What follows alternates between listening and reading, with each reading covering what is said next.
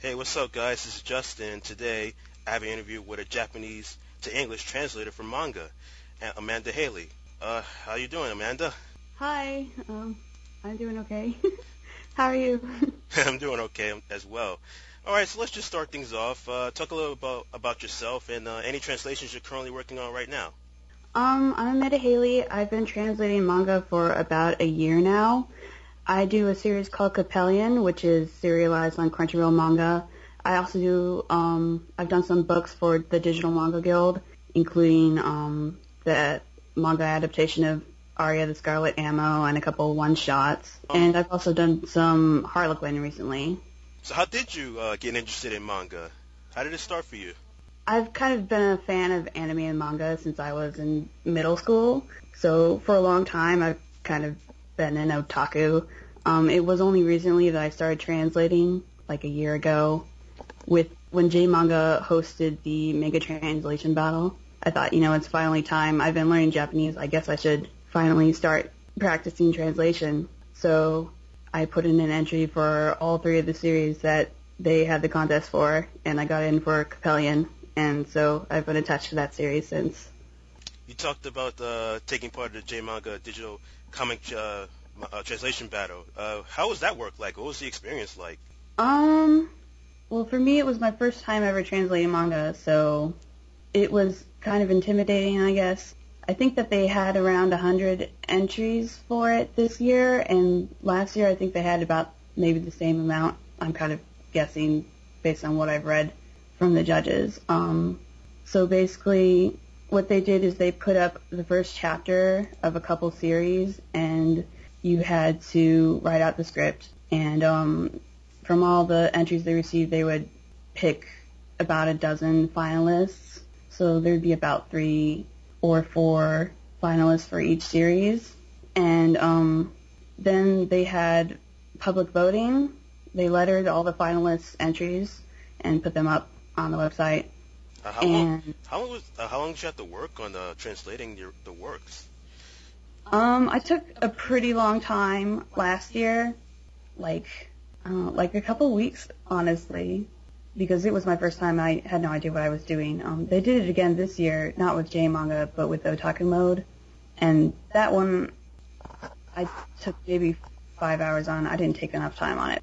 But okay, generally just how that entire experience, like, I guess, was it worthwhile? Was it like, how did you, when you was done with it, how did it feel to finish it, and how did it feel to know you was one of the winners of it?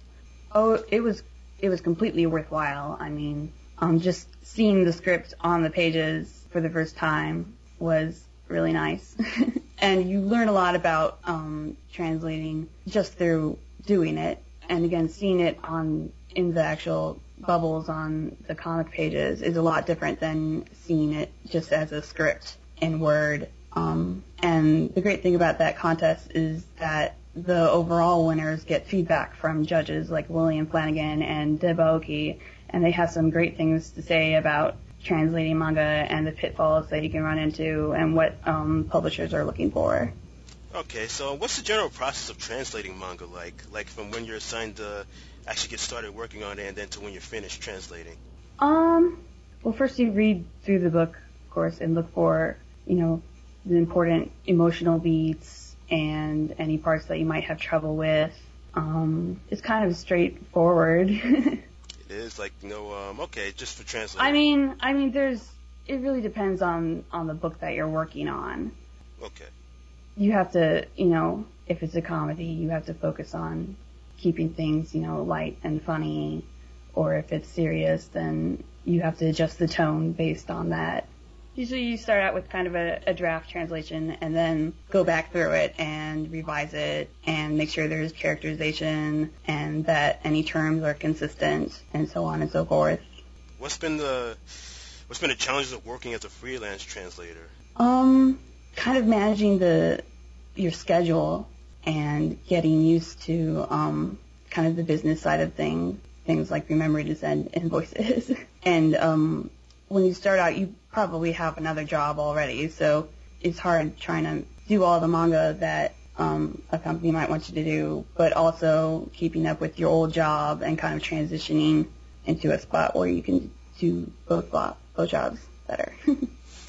Since you've been working with different companies, are you presented with any different guidelines of what's acceptable, or you don't have to worry about any of that? You just get to translate the manga almost however you want. You do kind of have to worry about it. For instance, there are different standards for spelling, maybe all right. Like when I was working with the Digital Manga Guild, in their guidelines, they say it'll spell it as two different words, all and right. And then when I was doing the scripts for Coppelion, I tried to do it that way because that was how I had been taught at the Digital Manga Guild. But when finally the books went up on Crunchyroll, I saw that they had been changing it to just one word. I'm like, oh crap! I guess I should be doing it from that way from now on.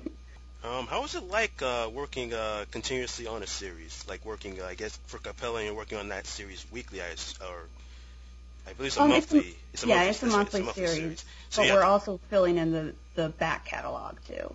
It's really weird because we haven't finished the entire. It's like 20 volumes in, and that's where the serialization is now.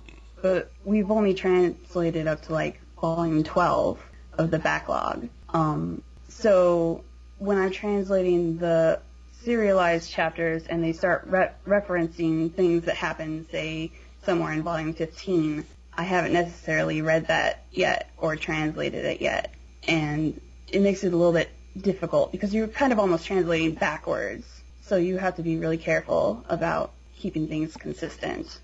What's been the one thing you learned from like working in the manga industry? Because now you're working in this industry now. How has it been like? What have you learned since then? I guess the biggest impression it's made on me since I started working in the industry is how much work it is.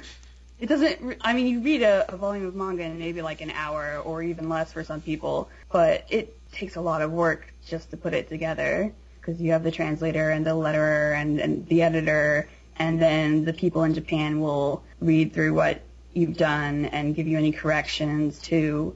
It's a pretty long process. Okay. I guess the final question I have is, are there any manga series you had the chance to read in Japanese that you would like to see maybe released here in the U.S.?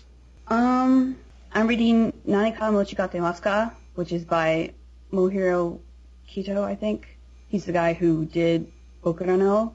That's a pretty great series. Anything by Satoshi Mizukami, which he has some things coming out now. He's the author of Lucifer and the Biscuit Hammer. And then Assassination Classroom is pretty great. I don't think Viz has licensed it yet. That's a Shonen Jump series. But, yeah. All right, Amanda. Thanks for taking the time to talk with me today. All right, thanks. Okay, readers, that's it for today. See you next time.